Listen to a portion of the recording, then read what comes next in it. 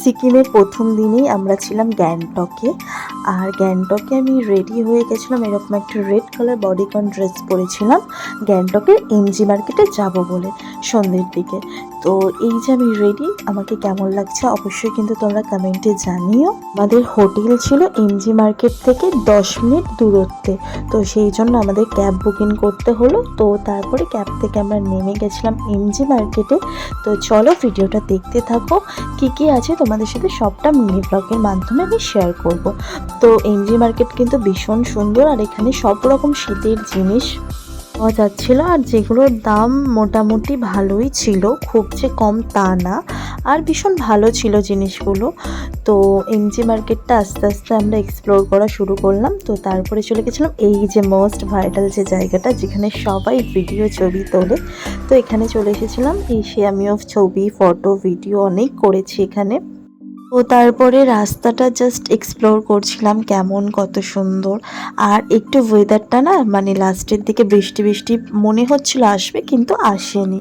এখানকার ডগিগুলো যে এত কিউট, এত সুন্দর, আমি বলে বোঝাতে পারবো না।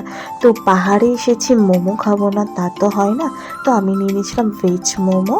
তারপরে আমি আর সেরকম কোনো ক্লিপ নিতে পারিনি, একেবারে হোটেলে এসে ভিডিওটা কন্টিনিউ করলাম, কারণ যেহেতু আমাদের যেতে অনেকটা লেট হয়ে গেছিলো আর মার্কেটও বন্ধ হওয়ার পথে ছিল ওই জন্য।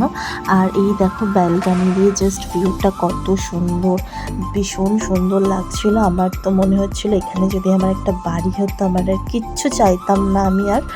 তো তারপরে এই যে দেখো, হাত ভেঙে গিয়েছে তবুও ঘুরতে এসেছে, ঘুরতে আসাটা ম্যান্ডেটরি, মনের জোর থাকলে সব হয়, এরকম একটা ব্যাপার।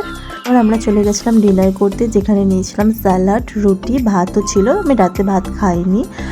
আর এদিকে ছিল ডাল, ফুলকপির একটা রোস্ট বা কিছু ছিল, আর তার সাথে ছিল চিকেন, তো পেঁয়াজা বা কিছু একটা ছিল, চিকেনে কোনো একটা আইটেম ছিল, আমি ঠিক মনে পড়ছে না। তো ভীষণ ভালো ছিল, খাবারের কোয়ালিটি ভীষণ ভালো। টাটা, দেখা হচ্ছে নেক্সট ভ্লগে, অবশ্যই কিন্তু তোমরা দেখতে থাকো। এরপর আমি কিছু বড় ভ্লগ তোমাদের সাথে শেয়ার করবো। তো চলো।